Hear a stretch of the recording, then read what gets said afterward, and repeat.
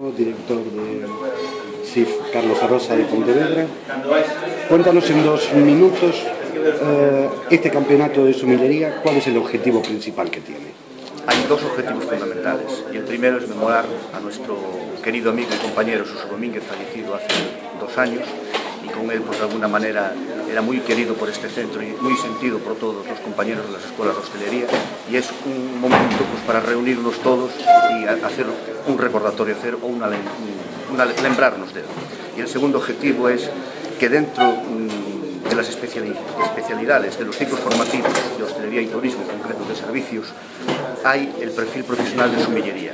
Y nos dimos cuenta, o detectamos, que dentro de Galicia estábamos haciendo las escuelas de hostelería muy poco por la labor del camarero de vinos, del vendedor de vinos, del sumiller. Creemos que esto es facilitar o abrirles una ventana a los alumnos de unas posibles inserciones profesionales que hoy en día están teniendo mucho impacto en las empresas y muy demandadas, que es el sumiller.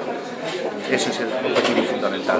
El campeonato van a participar 8 escuelas de Galicia, una escuela en representación de las portuguesas, van a ser 9 escuelas participantes, 2 alumnos por cada escuela, en el que van a tener durante a lo largo de la mañana 5 pruebas concretas. Esas 5 pruebas giran todo en torno a la denominación de origen Rías Baixas. La última prueba, que es la que más impacto tiene, es la de cata, en la que tienen que identificar 5 vinos de la denominación de origen, simplemente haciendo el análisis sensorial. A este evento están invitados autoridades de la Administración, de la Xunta de Galicia, la Diputación de Pontevedra, empresarios del sector, todos los alumnos del centro y todo el profesorado del centro, y la entrega de premios va a ser en el auditorio de la Ciudad Infantil Príncipe Felipe, en el que va a haber premios otorgados por el Consejo Regulador de la Denominación de Origen Rías Baixas y por el Instituto Galego do Viño, que está ubicado en Lugallás. Este es el segundo año que ya está formando futuros sumilleres. El Instituto Galego do Viño está haciendo una labor muy importante de divulgación y tiene acogida para 24 alumnos. Es un curso que dura un año.